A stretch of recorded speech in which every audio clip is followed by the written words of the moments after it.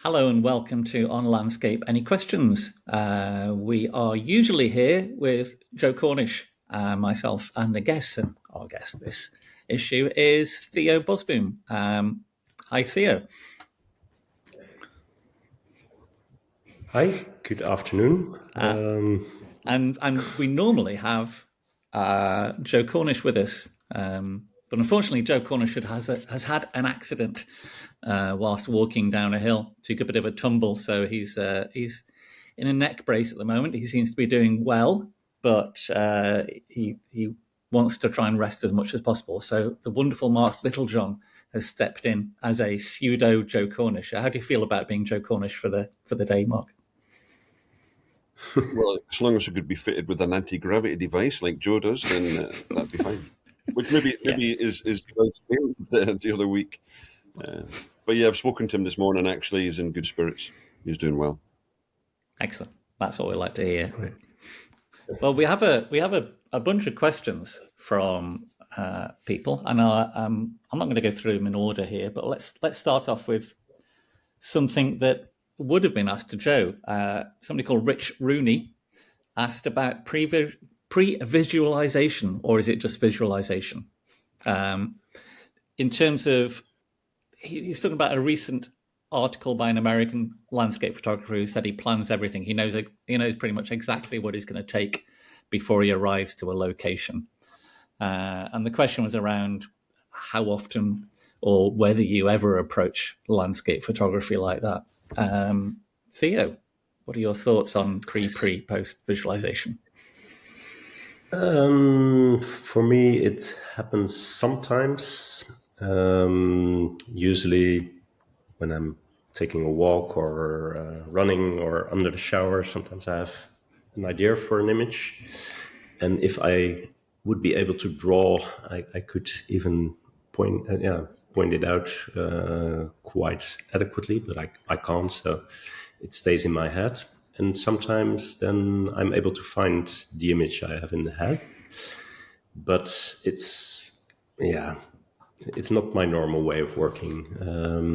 Usually I just go out and see what attracts me in the field, and then I start working on it. And if it's a nice morning or a nice session, I come in a sort of flow and fell from one thing into the other. And there's no pre-visualization involved. But like I said, sometimes I do have an idea and manage to make it. And even if it's sometimes years later or so, if you have the right conditions. Is this ideas for particular locations or really concepts around subject matter and ways of photographing? Yeah, more the last thing, I think. You might remember my limpet images. I had one image where the project started, and that were a group of limpets in a Portuguese landscape with a dramatic backdrop. Yeah, that was taken with a wide-angle macro lens a couple of years ago, and that was an image that I've been searching for. That was in my mind for maybe 1 or 2 years before I found it, because everything needed to come together there. The cliffs shouldn't be too far away because it was back then with a 50 millimeter wide-angle macro lens, so they need to be quite close, otherwise they would appear very tiny in the image, because I don't do focal length stacking or whatever it's called. So it took me a lot of strolling on beaches, also in northern Spain, to find this perfect spot for the shot. And even after that, I started to concentrate more on limpets and made a project and a story out of it. But it started with this single idea and this single image. And that's the photograph that you've entered in a few competitions, I think, is it? Yeah, it was awarded at Wildlife Photographer of the Year, I think 6 or 7 years ago. Yeah. What about you, Mark? I know you're more of a wanderer, I would say. I thought it was quite interesting that Theo was visualizing even before he was out. He was thinking about what it was he wanted to capture, which is almost like an artist's way of looking at it, I think, really. Yes, maybe. Joe, I spoke to Joe this morning, And he says hello to Rich. I think Rich might have been with Joe and I in the lakes years ago. But anyway, Joe was saying it's connection. So when he's out and about, obviously there's no preconceived idea as to what he's going to shoot. It's rhythm and shapes, perhaps textural links. Primarily, I suppose, a joy at being outside. And then having watched Joe work, I hate to say we're quite similar because he's just. I enjoy saying he's a legend because it'll upset him. But basically, he really is. Once he's visualized a scene, or once he's seen a scene, he's incredibly careful how he sets up. Incredibly careful. He's very, very precise. Time doesn't matter to him. It's a case of ensuring that he gets the image satisfied as to how he's pre-visualized it scene. But he said, and intriguingly, pictures look more real afterwards. So once he's taken the picture and taken it home and processed it, then it becomes more real. But for him, it's the joy of being outside. And I think it was one of the things that two or three of the talkers at Lunan, where Theo and I were at over the weekend, mentioned passion. And for me, just hinted to Joe this morning, it's the old quote about wonder being the first of the passions. And for me, it's the wonder about being outside. It's not so much I don't feel it's a passion so much. Passion is more direct, I think. The wonder at being outside, and again, childlike wonder, child being the father of man, all that sort of stuff. It's really, when I'm out and about, I see something and my imagination is quite vivid for an old person. And I just love being out and about. And it's then, unfortunately, I now see in all sorts of colours because I split tone. So I see an image and I think, oh, I tell you what, I could perhaps do this. I could bring that element of warmth into it. Big aircraft just gone past. I was going to say, I'm thinking I can hear jets in the background, but I think they might be here as well. They might be going down the coast. So I wonder if it'll reach you in, a few minutes. That's this big C-130's just gone past. Well, there's an RAF or whatever jet just gone past us because we don't get low jets here. They're, they're going across towards Iceland and circling around to America. But yeah, I mean, I visualize the colours I see. I see anything. Oh, I can do. Oh, I tell you what, I can do something with it. I can play with the colour. I can attach a warmth. I can attach a coziness. I could make it maybe colder. And that's what I see. That's more like an Ansel Adams style pre-visualization, isn't it? It's seeing what treatment might work, or what a red filter might do something, or what a developing process might do for something. Yeah, I've never read. I have to say, I've never read anything about Ansel Adams. Didn't really shoot in colour, so it doesn't interest me.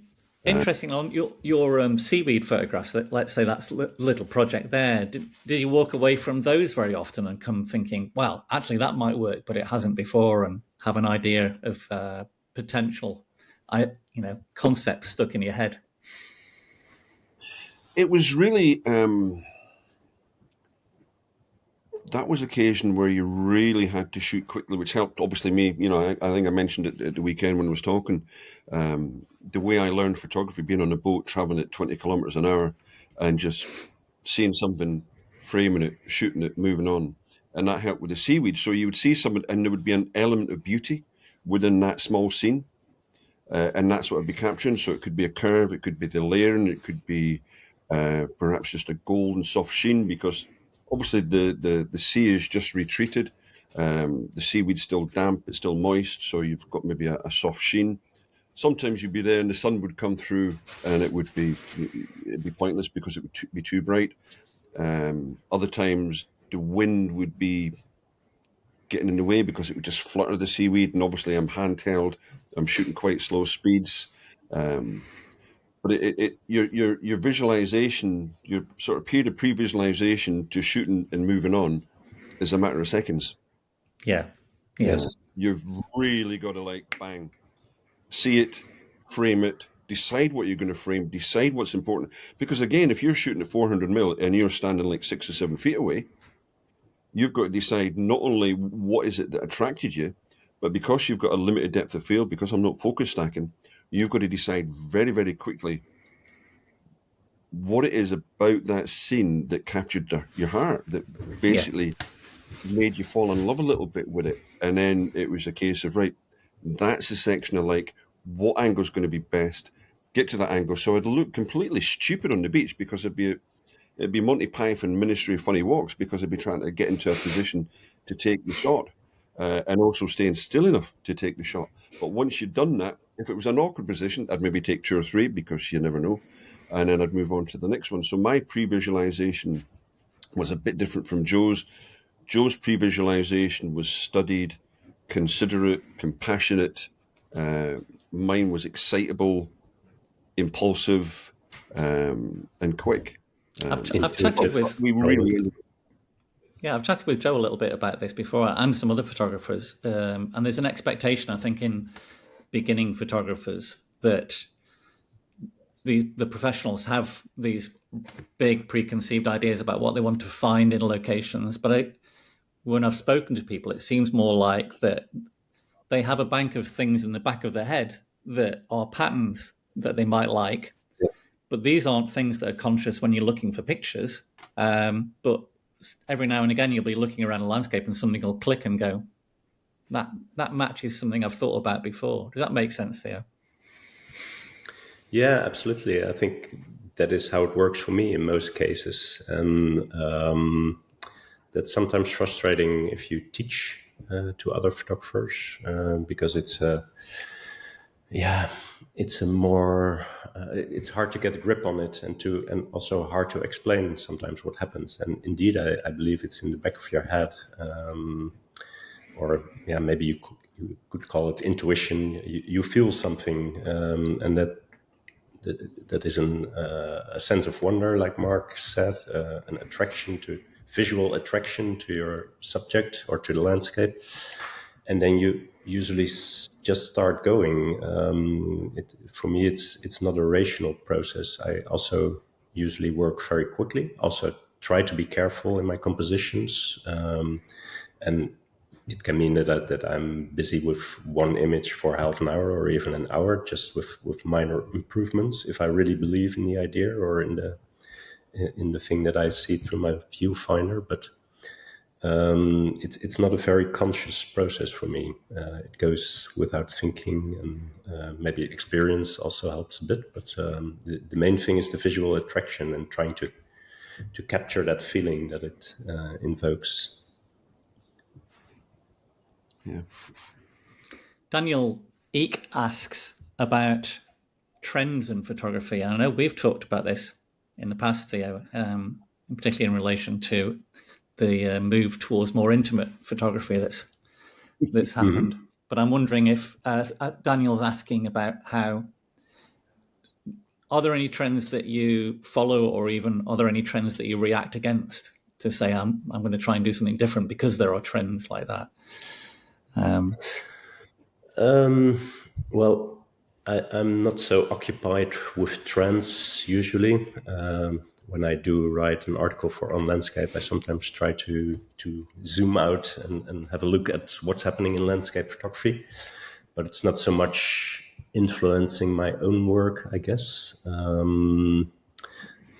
It is interesting to see what people send in, for instance, to the Natural Landscape Photography Awards, where I was in the jury for two years. Then you start thinking of, hey, this is apparently something that attracts a lot of people nowadays. And it makes you wonder, am I doing the same? Should I do it differently?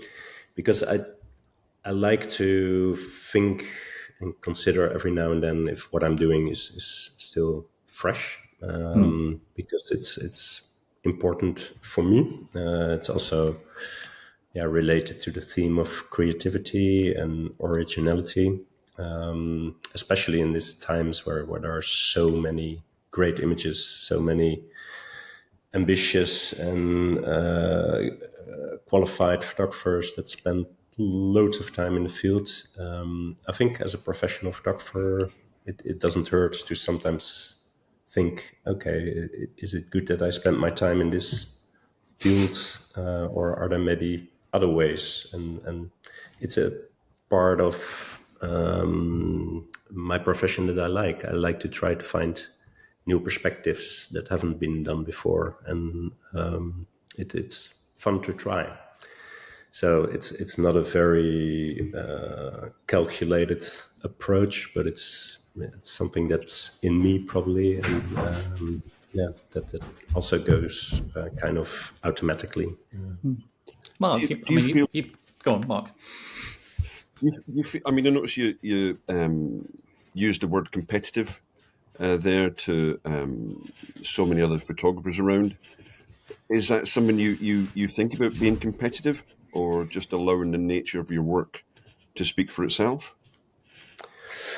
Um, yeah, competitive is maybe not the term that I would mention, but it's more that I don't see the point of taking images that have already been taken loads of times before.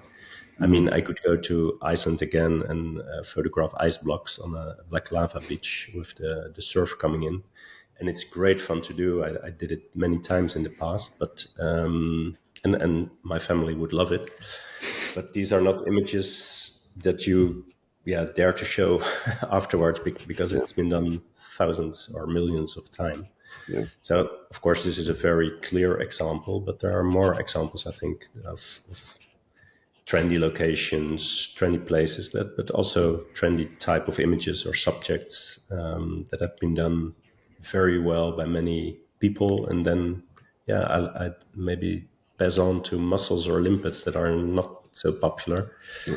And I have the same feeling of excitement with them, but the benefit that you can present a fresh project or a fresh article, which Is is it? also commercially beneficial, and yeah, maybe you can inspire other people as well. And these are things that are not on top of my mind, but are also a little bit important as a professional photographer.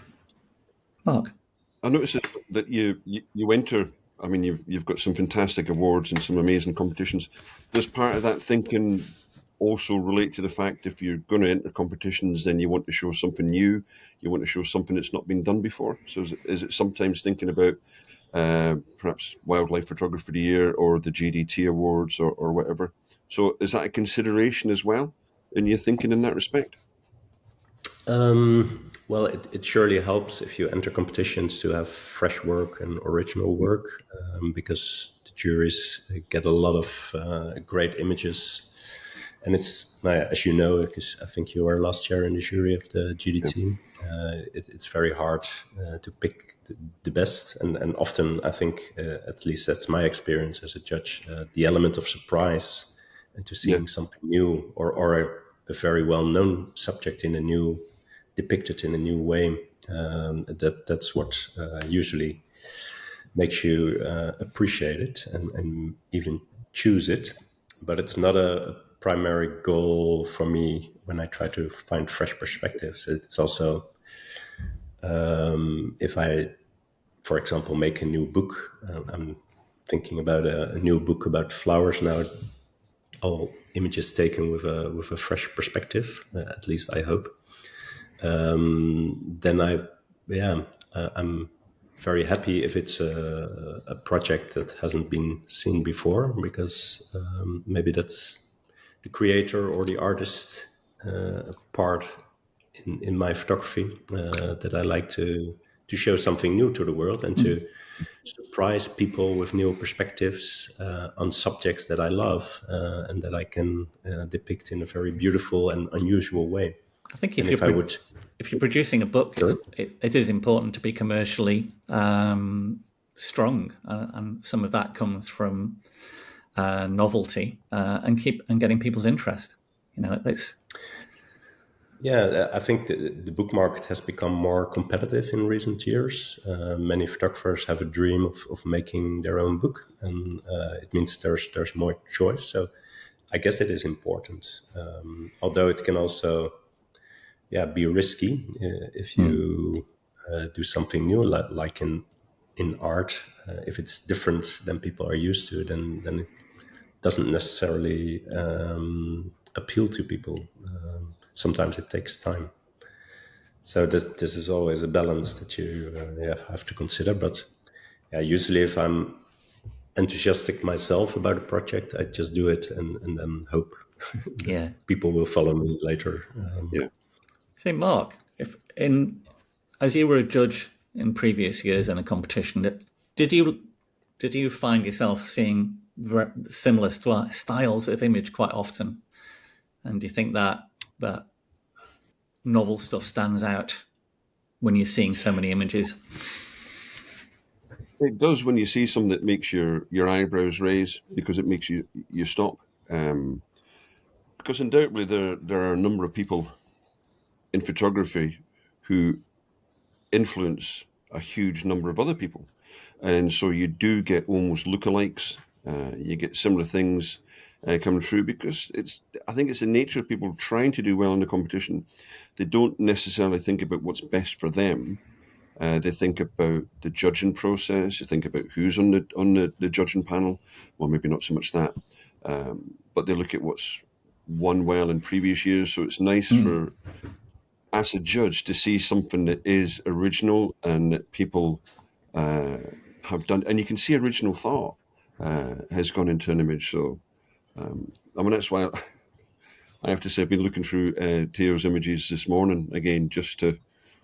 Because I was suddenly asked to sit in the panel. So it's lovely when I look through Theo's images, because I can pause and just look at each one afresh, because they're different from the norm, if you like, from the number of images you see elsewhere. So that's the lovely. I mean, last year when I was on the panel, Bruno, I can never say his surname right. It was a monk seal just under the surface of the water, and it was a very Klimt-like image because the reflections were just broken up. Lovely soft colours coming through, and it wasn't like all the underwater images that are sharp and everything else. This was just really nice, looking from above, soft, painterly, atmospheric, and that stopped me thinking, and that was my particular favourite last year. Great, yeah, I know the image. Yeah. In terms of Richard Rawlings asks what, it's quite a long question, but basically it's asking what is it do you think that gives a landscape photograph, he says punctum or focal point? What is it that makes a photograph poignant or stand out?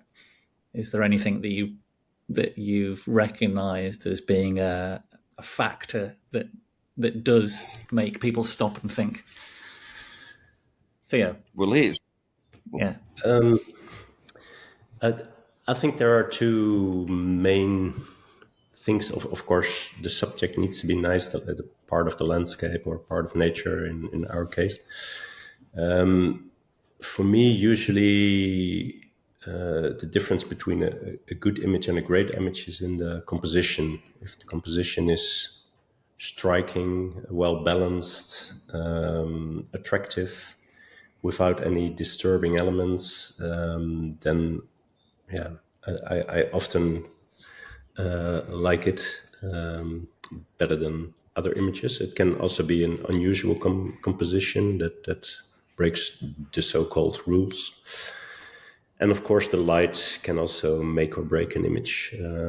Light is not particularly important for my photography, I think, compared to others like Mark and some others. But I know, when you have usually a very beautiful backlit tree or whatever it may be, it can really make the image stand out from other images. So gorgeous light, I guess, is also an important factor. And of course, if you can combine the two, gorgeous light with a very striking composition, then I think that's part of the thing that people often misunderstand, how light can change compositions. The fact that small changes in light can redistribute attention around a picture quite dramatically. And I've seen that with a lot of your photographs, Mark, where you've been out in woodland or smaller scenes where patches of light can really just move your eye around a picture. Yeah, I And mean, patches of light can change something from being mundane to magnificent, just very simply. Yeah. You could have an image that just would not work without the light, but some images wouldn't work if there was light. Um, it's an intriguing question about what is it that makes it stand out, and each image is different. Some images you look at and it's immediately the balance of arrangements, and you know it's been taken from the perfect perspective. Some images it's the color or maybe the balance of colors that make it stand out. Others it could be the drama. Images that perhaps don't stand out for me quite so much are images where they just show me everything all the time, and I look at it and my brain has nothing to do. You know, it doesn't get my imagination involved. It's nice to have an image, and by whichever means, it makes you stop and it makes you look and it makes you just think a little bit. But quantifying what that little thing is that makes you stop and think is an entirely different subject because we all take different pictures. So it's probably an individuality. I think very often it's perhaps that connection and being able to show that connection, perhaps, and a little bit of ourself comes through to your image. I think something I said the other day was when we're taking photographs, we only have to please one person. But if we're doing that, if we're pleasing ourselves, then we're putting more of ourselves into the picture. So sometimes I do think it's because it's there's more of the individual in the image. It's their connection with the image that's coming through. But it's not an easy question to answer, and I don't think there's a hard and fast rule. It's certainly not one you can apply a mathematical algorithm to and say no. X plus Y equals Z, and Z's Y we look at it. It's not like that. There's just so many different factors involved. I agree, and I agree that personality, individuality is an important factor. And well, Ansel Adams was mentioned. Just that I'm not so particularly fond of his images, but he has some very interesting quotes about photography, and this is one. I have it here. You don't make photograph just with a camera. You bring to the act of photography all the pictures you've seen, the books you've read, the music you've heard, and the people you've loved. I think that is a brilliant summary of what photography and maybe any art form could be. And maybe it's also the back of the head thing that we talked earlier about. Everything you take in that influences you, that touches you, in somehow, yeah, you bring it back, or at least that's how it could be, into your photographs. And it is, yeah, also the thing with creativity and inspiration. I think a photographer can better get his inspiration from maybe paintings or music or poems rather than other landscape photographs. Because if you be inspired by other landscape photographs, I saw a very good, very nice presentation of Mark at the GDT festival, and I was surely inspired by it. But if I would go to the same area and start to take pictures there would be a big risk, even when not fully remembering all the images, that I would end up with similar work. And well, the risk is not so great if you listen to Yeah. music. We shared our love for the National this weekend. Yeah. How can you translate the music of the National into a nature image? It's a big jump, but I'm sure something is there that influence your way of seeing and thinking. Do you, moving on from there then, when you go out, do you have a choice of music that you play in the car or when you're traveling or if you've got ear pods in or whatever else? Do you have a particular choice of music that you would listen to if you just want to get into that frame of mind, get your mind away from everything else? Well, surely music is important for me, and I especially listen to it in the car, guess because otherwise I would be bored, and you have all the time in the world for it. So it's a very nice way of getting into it. And the choice of music is not fixed. It's also chosen pretty randomly, or at least there's no clear pattern in it for me. I just pick whatever I feel like, and it always inspires me. But it's hard to translate it or to explain how it inspires your photography, because you can't. There is no direct link. I think there's connections within the brain, if you like, with certain music. So if I'm traveling early in the morning, it's still dark. I'm not going fast because there's deer in the road all over the place up here. But I find singer-songwriters, so it'd be like Leonard Cohen, it might be Natalie Merchant, it could be, it's that sort of like quieter. I mean, if I'm going out to take pictures early in the morning, I don't listen to the Ramones. I don't listen, and I wouldn't say slower paced, more miserable, which is what my music would be getting accused of by my wife. I do like charismatic, more thoughtful music. And I mean, the likes of Ron Sexsmith, that sort of thing, that's what I listen to when I'm heading out. Yeah, for me, it's very much the same. I think the heavy stuff, not early in the morning and not before a photo trip, but more contemplative music, Yeah. singer-songwriters indeed. Yeah.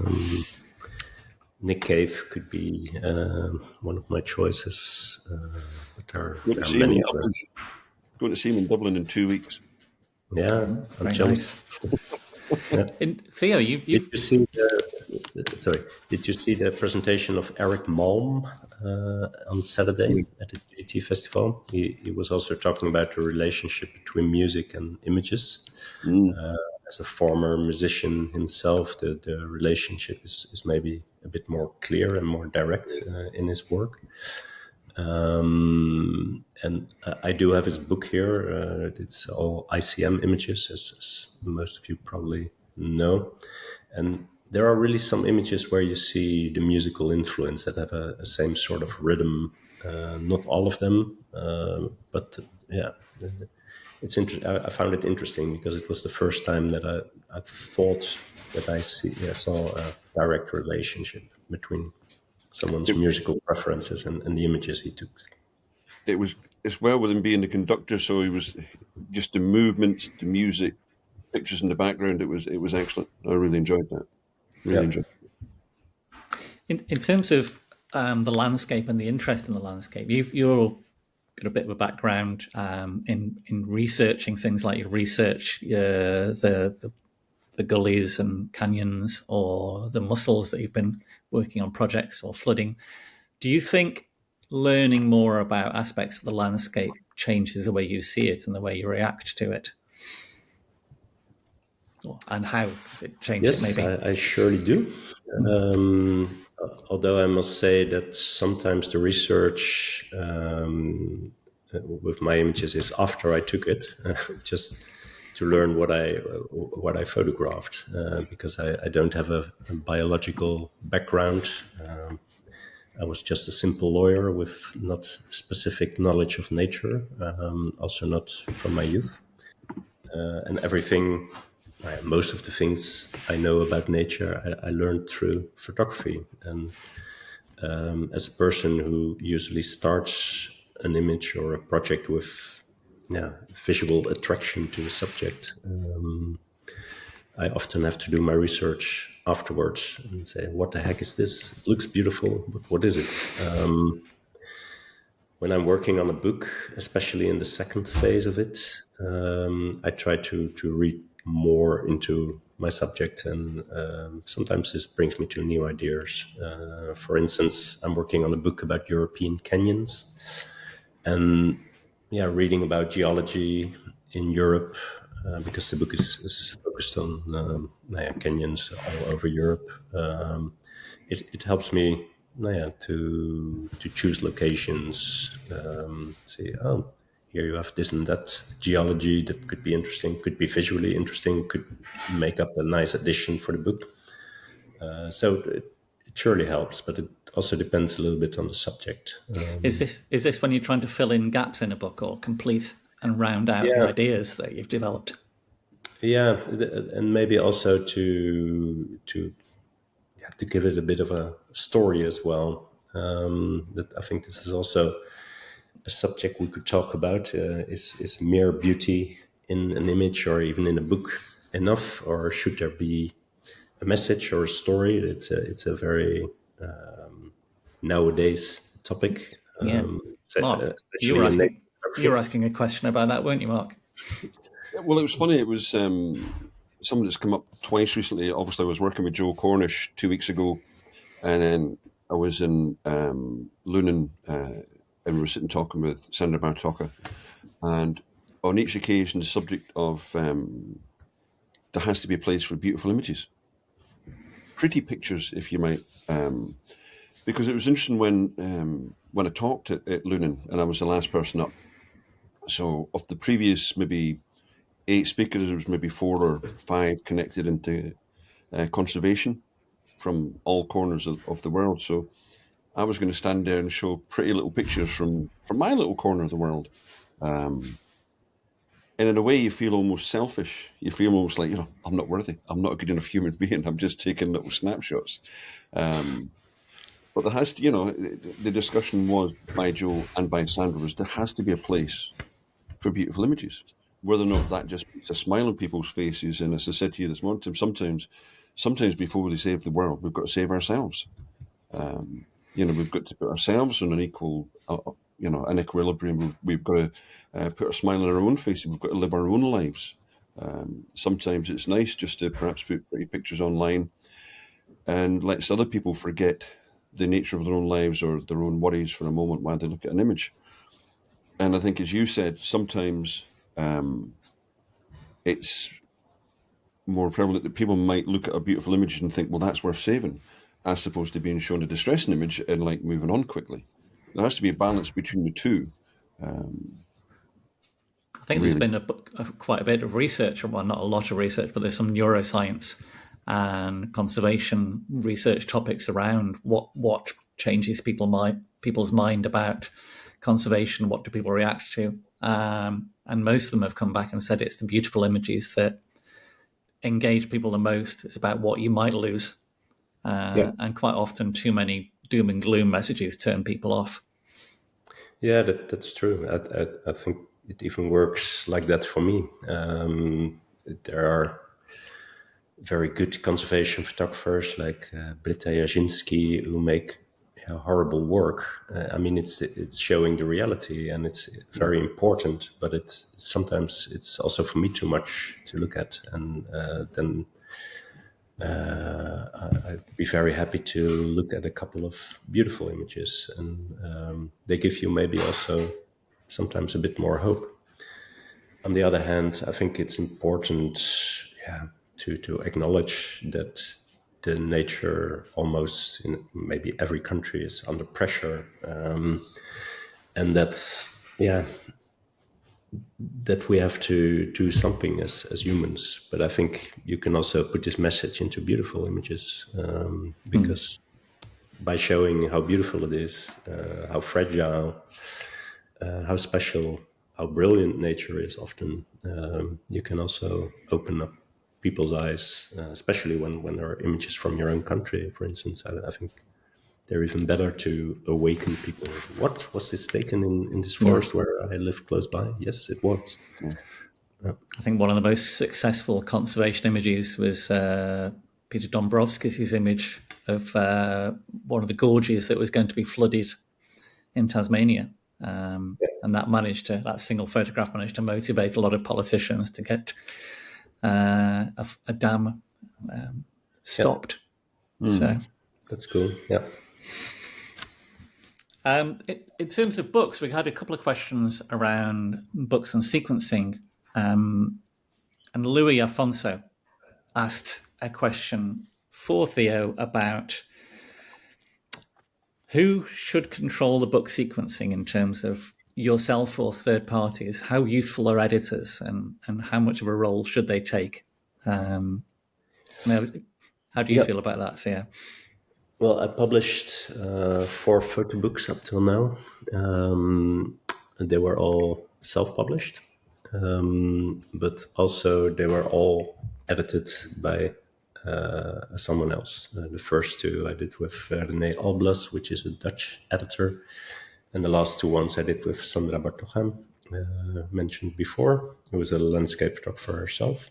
And I think it's really important, and I would recommend it to every photographer who thinks about self-publishing, to involve another person to help you with this, because to make the parallel with music again, just like a band can benefit greatly from a good producer. Think of the Beatles, for instance. I think a photographer can benefit greatly from a good book designer and someone who's very critical at the image selection and the sequencing.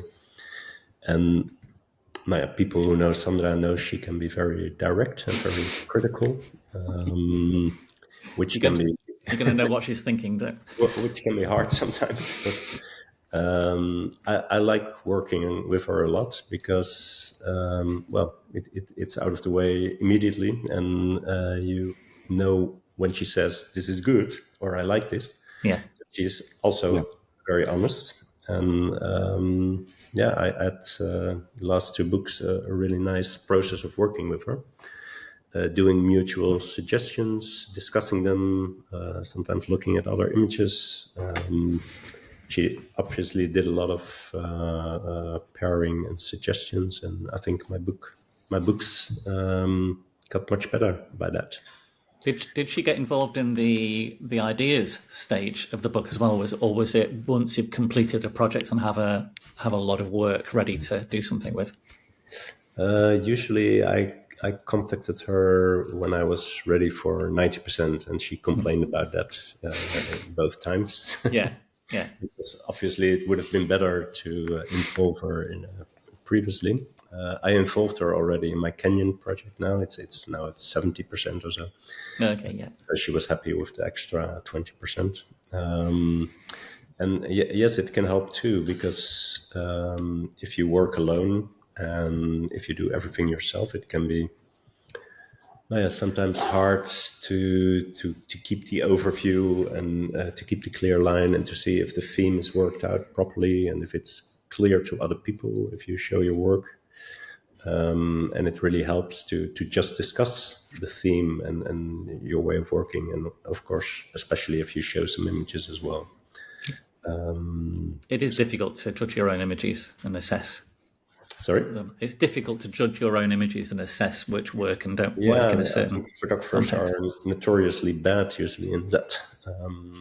And I think the big trap for self-publishing photographers is to do everything themselves and keeping all darlings in and Yeah, bringing out books that are maybe 150 pages while they should be 100 maximum. It's a pity. Then it could be much better. So yeah. I really believe in the role of another person who is direct and critical, and not just that looks nice, because otherwise it won't help you much. I think Sandra's the absolutely perfect person for that because Yeah. she's got a wonderful eye. She's completely honest. I love her. She's great. Absolutely How did you go back with your seaweed book? Was that because that came together fairly quickly, didn't it? So did you have time to work with anybody? Yeah, I mean that was Greg at Kozu asked me if I would do it because I've been writing bits and pieces for a different project, which isn't particularly one thing. It's just about my approach, if you like, which, as Theo says, I think I look at some books that I love, but after 80 or 90 pages, you're just like, same again, same again. So the key is getting it to the right length. There's a variety of different things with the kelp. It wasn't necessarily something that I was doing with a view to doing a book. I did think it might be nice to put everything together, but books and projects aren't something that I've ever done. I'm very much in the moment, taking quick pictures. Although I do like writing, but how much writing do you put in a photography book? Yeah, I mean, because the idea for my particular the book that I'm doing for myself There's quite a bit of writing, mostly sensible writing. It isn't always. Most photographers don't want to waste a possible picture page on text. I think that's one of the issues with books I've seen. But that's the whole point. Each picture has a different meaning. Each picture has a different thought process. Each picture makes you think of something else. As Theo was saying earlier, it's all our thoughts, our processes that have led us to life. His previous career as, I would say, previous life as a solicitor will have an impact on some of the things that he does and some of the ways he takes pictures. So there's little facets of what we've done before, what we've experienced before that might have nothing to do with photography, but they can translate into how we do something a certain way. And then for me, it's all little phrases, I have to say, that remind me. I love Len Metcalf's, for instance, the old one, Border Patrol, when he's taking an image. When we're talking with Joe, I always think we're the same in that we see with the heart and shoot with the head. We don't need to show everybody everything all the time. There's a lot of little things that I repeat to myself. So the idea of a book, my own thing, would be going over little bits and pieces like that. But it's. I think having mentioned music earlier is a good metaphor or a parallels with bookmaking. I always think of a book as like a concerto, and it should have rhythmic changes and webbing and flowing, etc., and tension and resolution throughout it. All that's in my head now is his birthday cards that you open up and it starts singing happy birthday to you. Now there's an idea. So we get the National going halfway through.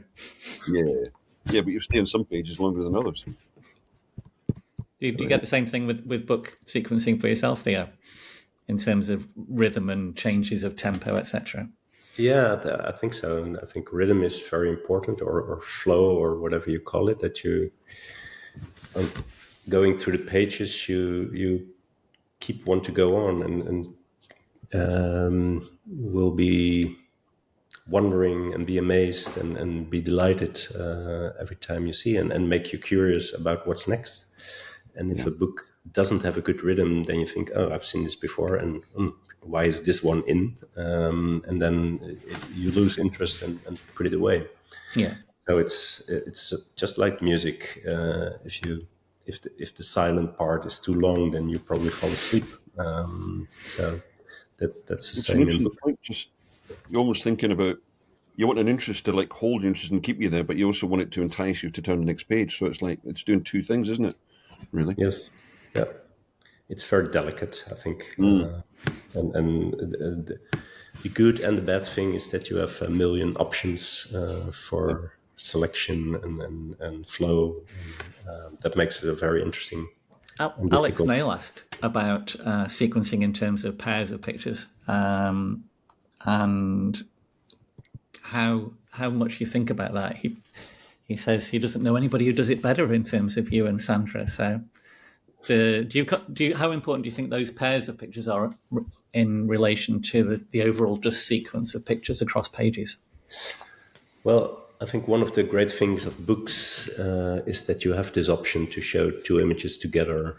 Online, this is not common. I mean, you could do it too, but nobody does it for some reason.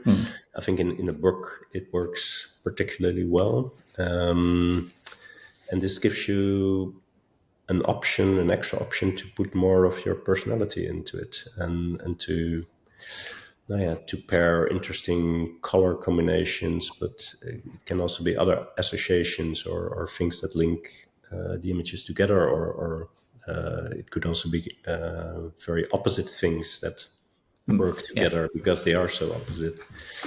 So I think you need a broad approach and maybe also some guts sometimes, because bookmakers also have the tendency, I think, to choose safely and to make it look pleasing and maybe also a bit predictable every now and then. And I think one of the ways to keep the attention of the viewers is surprising pairings that, of course, they need to work well and not only be surprising, but also look beautiful. It's just like seeking for images in a jury. that stand out and stop you in your tracks. A nice, unusual pairing can stop you in your tracks and say, "Wow, that's a good find," and it's more not a find in the field to take the image, but to combine images that are already there. And it's a very nice process. I think it's very rewarding if you succeed. Each pairing is like a separate project in a way of its own. Yeah, it brings it its is. own connotations. It brings absolutely a lot of joy when you succeed. And the good thing of hiring Sandra is that she pairs them for you also. I mean, it's a joint process, but she does a lot of proposals, and there are absolutely lots of jewels there. And to see your work through the eyes of another that combines them is very rewarding. I think it's great. And I do like when I was looking at the fine art print section in your website. The colours all match very well, though. So there's a certain, because I'm a wee bit of a slave to colour, but it struck me how even different colours, different images, but they matched, if that makes sense. There's a certain tonality. I think I said to Joe Cornish this morning, it was a faded opulence, was the phrase that came to mind somehow, because the quality of saturation, the use of the tones, is that something you work at, colour matching in a scene when you process? Not really, no. I'm a pretty sloppy image processor. I always think like to be ready in 5 minutes with an image. Yeah. But yeah, I do look at color. I think especially color separation is an important thing in image processing. And sometimes I think I do the opposite as other photographers. For instance, with autumn images, everybody puts up the white balance to more warm to make it really orange and really yellow. And I put it slightly more to blue so that the yellow pops out better, things like that. So I try to give to let every color in the image shine in a way and give all the colors the attention. But it's a very quick process usually. Most of my images are processed in exactly the same way, and then I copy paste them to others. So I'm a bit lazy, I guess, in that. Exactly the But same. they work for me. That provides a consistency of tone, doesn't it? And Yeah, Well, probably. it was something I looked at was the blues, which would obviously work because it's a cooler temperature, like blues and blacks, but a pleasing combination. And yeah, I do the same. It's like processing 5-10 minutes, and I would call it efficient, not lazy. Copying and pasting, and you get a Thanks. similar mood. It's on. That's why you're a solicitor. Efficiency is the key. Do you? How do you Yes. reconcile? Obviously, a solicitor, the law tends to be black and white. There isn't a case of, well, that's nearly legal, or that's nearly I think unlawful. lawyers would argue that, yeah, Yeah, probably. and former lawyers as well.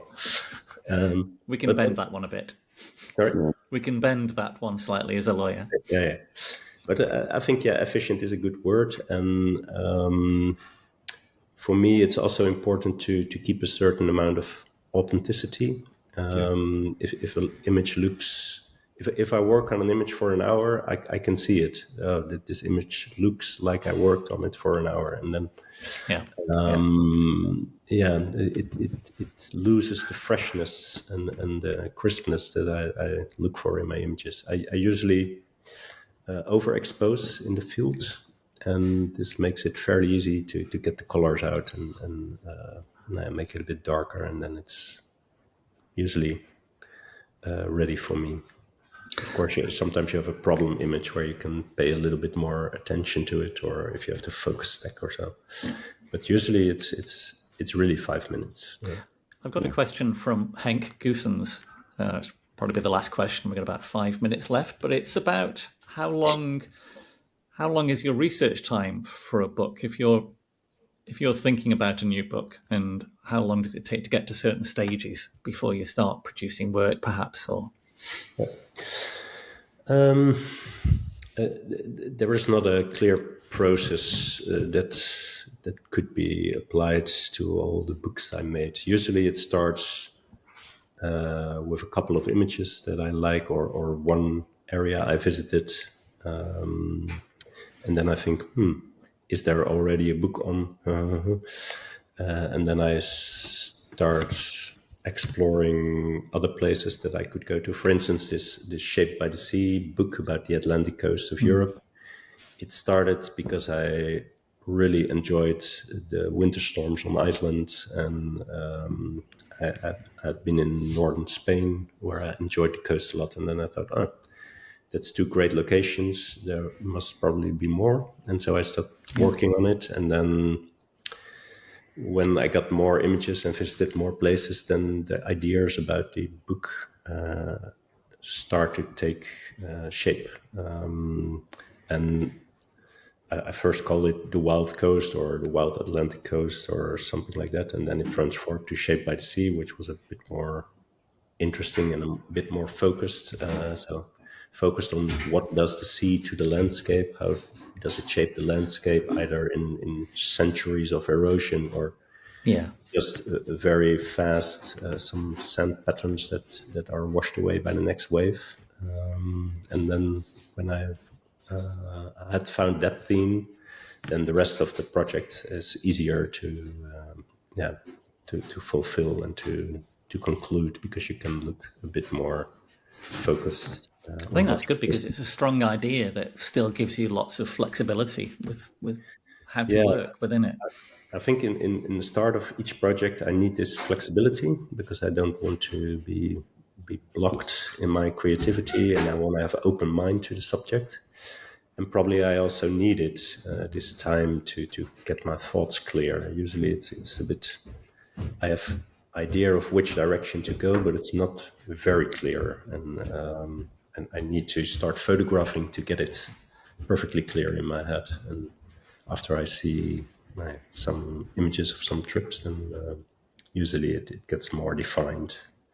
So it's like a distillation of ideas. You get some big ideas at the start and then focus down as you discover things about your idea. Yeah, it's a nice process, and maybe others, it wouldn't work for others. I know, for instance, that Sandra, not her last book, but her previous book, she totally designed it in advance. Each chapter already known with a sort of color temperature and mood boards and areas to visit. And it looked very organized to me when I heard it, but it wouldn't work for me. I couldn't figure it out in advance. I first need to take pictures and then see what I can do with them. Yeah. Are you working on a book project at the moment, Mark? I know you mentioned a couple of things previously. Yeah, well, just gradually. Basically, I've taken the pictures. It's just doing the writing. But that's you should be good at that. When I look through my phone, because all my notes are in the phone, because that's how I can write them on the Mac or saves them to the phone, which is great. But there's something like 600,000 words that I've written just on Facebook / Instagram spells. So an awful lot of them really are already written. It's a case of going back through and perhaps taking a few and then just rewriting them. But the sensible ones, not the ones about taking a cheese grater on a pub crawl, for example, but ones that perhaps have more to do with photography. Have you got any other ideas for books in the background? Not really, because the photography has to come to me first. There must be something else that kicks in. I'm not a thoughtful photographer. I'm a sort of seat of the pants, restless flibberty gibbet. I see someone liking to take a picture of it. It really is. There's no great ideas about the conservation or whatever else at the moment. So, I mean, have you thought? Sorry to interrupt. Have you ever thought of doing a photo diary as a book? Not literally, maybe every day, but what I enjoy about your Instagram page is the stories that you write with each image, which can be related or not so related at first sight, but they're always interesting, and they reveal a lot about your way of working, your way of thinking, your way of seeing the world. So it could be a very nice combination because you're a good writer and a good photographer. I did have HarperCollins emailed about doing something like that, and I probably need to reply to them. It's always good. Sometimes They did a book with one of my neighbours, Annie Worsley, a book called Windswept about their time in the croft. And I suppose that's a similar sort of thing. I mean, she's a wonderful use of language, but Annie was professor of geology at Manchester. So, yeah, I did actually think Westeros Diaries. Yeah, that'd be cool. Westeros Diaries, and it would be pictures basically from within probably 10 miles of here. Yeah. So pictures within 10 miles from home with, and the spells are probably already written. But yeah, but it would be spells that I would think would put a smile on your face. It might be a case of the way the circumstances were, and there might be something slightly humorous, but would lead it back round to the way of thinking. A bit like the Richard Gere thing with the dance, like you don't care if anybody's watching. So and equating that into photographic terms. So the fact that you both mentioned it might mean that's a slightly better idea than the other thing that I've got in my head. I got a last question for Theo is what books have you got coming up? You mentioned a couple. Well, the Kenyan book was a little bit delayed, but I hope to have it ready in 2026. And there will probably a book about wildflowers next spring. That'd be interesting. A little book with flowers taken with a new angle, new perspective, all in my 90% in the Netherlands, just very close to home. That'd be nice to see. A non-flying project, Yes. which is also nice. And I'm contacting Sandra about it. So more news hopefully soon. Yeah, that's great. And that's our hour up. So thank you very much, Theo and Mark, for an interesting conversation. I'll try and include a couple of pictures and links to the books in the podcast. But yeah, good luck with the book, and I look forward to seeing yours as well, Mark, soon. Yes, hopefully. Final draft came through an email this morning, so I'll go for it. Fabulous. All right. Goodbye. Cheers. Bye-bye.